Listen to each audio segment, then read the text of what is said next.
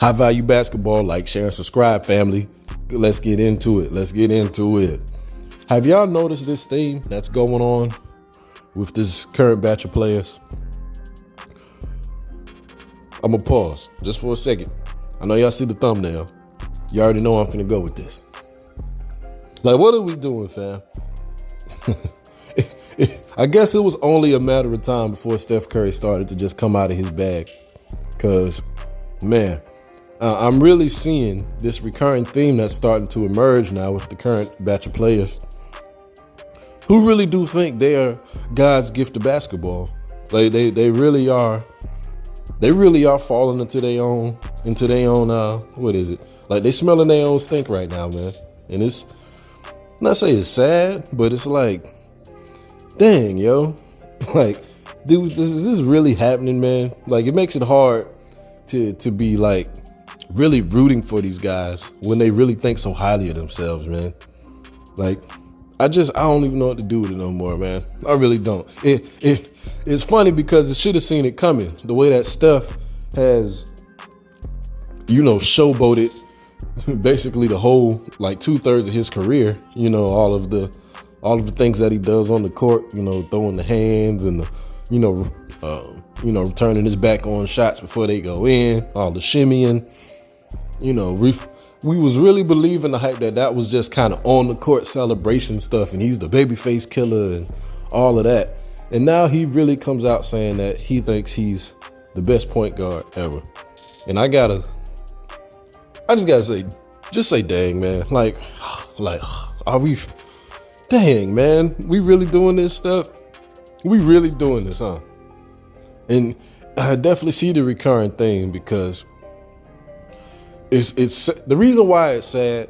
The reason why it's sad, y'all, is not because I'm trying, or I believe anybody else who doesn't think this dude is the greatest, is trying to denigrate or downgrade who Steph Curry is, his skill, his contributions to the NBA, the moments that he's given us and will continue to give us, his dedication to the game. None of that. There's two major factors here that just habitually keep getting ignored. And it's one, the rules of the game have changed. And like it or not, newer fans, this isn't about old school belly aching or anything. The truth of the matter is they changed the rules to water down the intensity of the game, especially on the defensive end, to give players more freedom to run up and down the court and do all of the showboaty stuff that we see Steph Curry doing. That's literally the truth. Both commissioners, Silver and Stern, literally have said it directly on television in interviews. Stern said they were changing some of the rules to help player freedom and player movement after the Jordan era. After Jordan left, and none of the players could replicate any level of excellence, anything close to what he could do on the court, which gave way to the Kobe era, which gave way to the LeBron era as they continued to water down defensive intensity. And then Adam Silver, who again directly said it on television, we want to let the game have more offensive bias and more offensive freedom. They've dialed back more rules to allow NBA players to have even more offensive freedom on the court. So, one, the rules are changing. And two, which is the really crappy part, it's lowering the standard for greatness. And that is happening on two different levels. It's happening on the court, meaning literally, you do not have to be as good as players in the eras of the 90s, late 90s and 2000s. Again, this isn't belly aching. It's just the facts. You do not have to have the same level of skill and ability to be successful, lowering the standard on the court. But then also, the fans and these players are in cahoots with lowering the standard for the highest levels of success. And that's the part that really bothers me beyond the changing of the rules. These newer fans are in agreement in some blind cold world alignment that we're going to collectively say that these players are better who have accomplished less. That's really what we're doing here. We already got the LeBron thing and the people who think he's the GOAT. I mean, let's even take it further back. Y'all remember Kobe Stan? Old NBA fans remember that? Kobe Stan, when that was a thing? These dudes running around here saying Kobe was the GOAT and he's better than Jordan. And they started saying that after he won that, especially after he won that fourth championship. But then what actually happened though? He won his fifth, but people noticed that in him winning his fifth, yes, he won the finals MVP, not taking anything away from him about that. But folks noticed that his performance in that finals was actually not that good. It wasn't that stellar. And he didn't close out the game. And he had to lean heavily on his teammates, not because of, just a LeBron kind of, oh yeah, I lean on my teammates, that's my style of play. No, he had to lean on his teammates because he didn't have it. Like, he was missing shots and being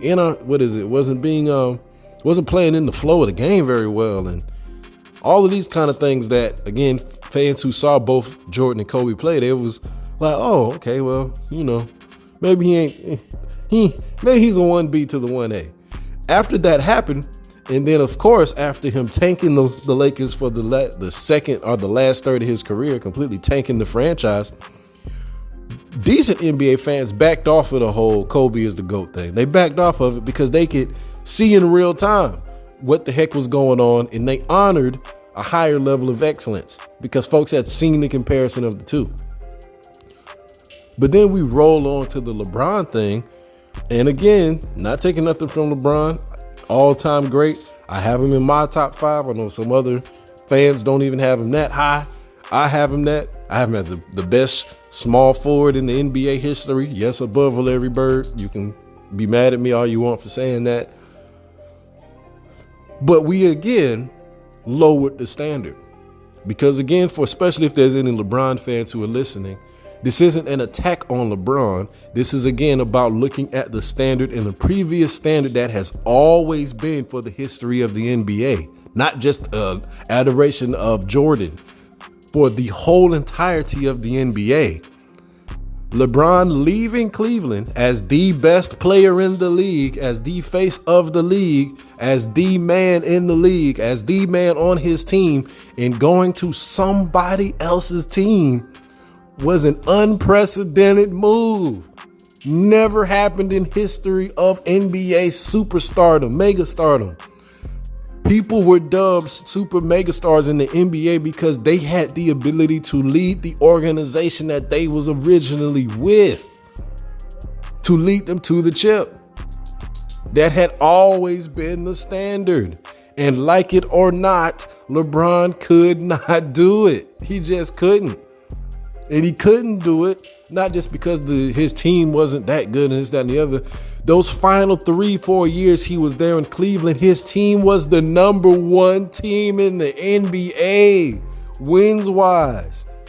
They had the most wins. They were the best regular season team with the best regular season player who was winning MVPs. And he couldn't win in the playoffs. And so instead of especially the media keeping the exact same standard, again, not even say of scrutiny, exact same standard of analysis, and again, taking into account the lessening of the intensity of the rules that open up the court, all of that eventually gets watered down and muddied as he runs off to Miami. And then, as we still have it, as he's still going, people now who emphatically claim he's the GOAT, because he scored all of these points and all of these stats and this, that, and the other. Yeah, he did all of that.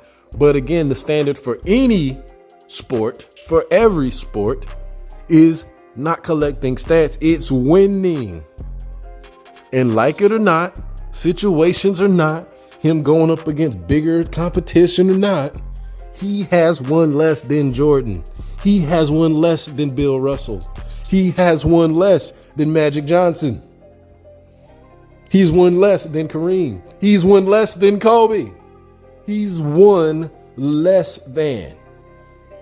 But for whatever reason, this lower standard, this lower quality of play, because he does not have the exact same skill level, we can argue that maybe he does, it's just expressed in a different way. I will give folks that.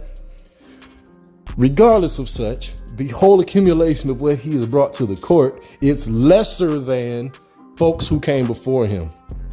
And yet still people want to prop him up, and still he himself wants to prop himself up. He played deference to Kobe while he was in his prime on the freaking USA team. He participated in recruiting Kobe because he knew Kobe was better than him. It's in the documentary. He said it himself. But again, all that gets thrown away, and somehow he's now thrust to be better than him. And now we bring it all the way to freaking Steph Curry. And here we go, Steph Curry, who's on Gilbert Arenas' show, Captain Lower the Standard himself. Captain, let's vie for players who never win and inflate their reputation himself. He is the poster child of this BS that's going on right now. He gets on his show and then he actually just goes ahead and puts himself up there. And he says he's better than Magic. Steph, we already unanimously agree that you were the best shooter ever, dog. Like, I don't think there's anybody out there that legitimately questions that. There's, of course, fringe people, but on a 90 to 10, response rate, he's that guy, best shooter ever. Instead of him just being good with that, like that's, like, do we realize how honorable and legendary that is? Like, you are the GOAT shooter. Like, that's not good enough. He's going to take it to the next level and say he is the GOAT point guard. And y'all, I'm exasperated. I'm over here breathing heavy with this shit. Cause it's like, what are we really doing? Cause if we continue down this road of taking players who have not won as much, taking players who have not done as much, taking players who simply do not have the exact level of excellence that came before them, and then have them leapfrog their elders.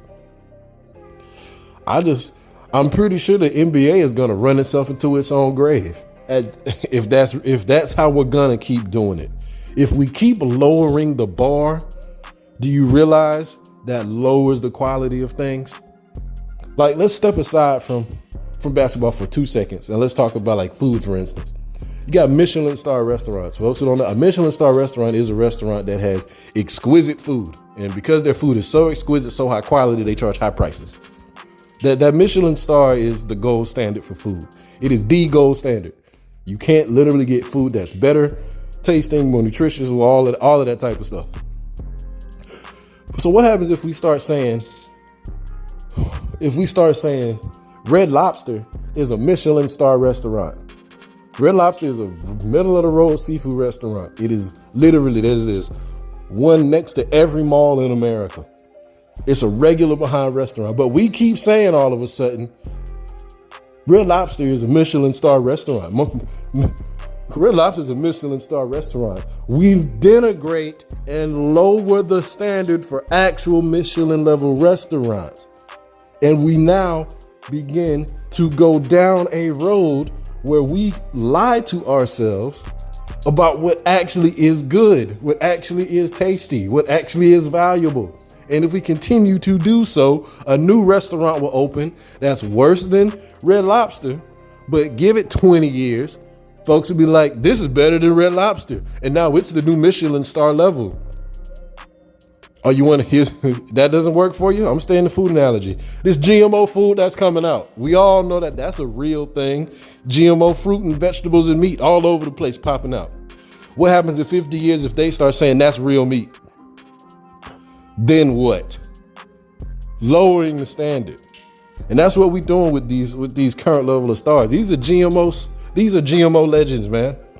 They're GMO legends, man. They're products of the lesser rules. Again, that's not even their fault. They have to play in the conditions that they play in. but they know that they're playing in a less intense league. They know they're playing with the freedom of movement. They know it.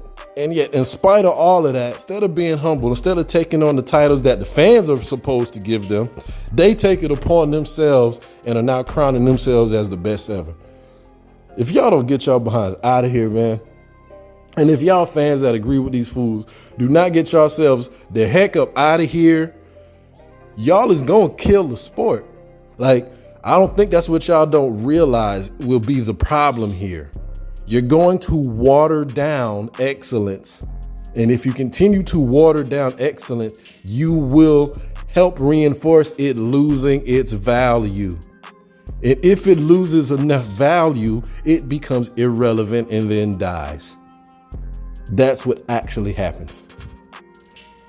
So I'm just here to rant about the obvious truths about the direction that this stuff's going. If y'all have made it this far, appreciate y'all, man. High value basketball. Like, share, and subscribe. Peace.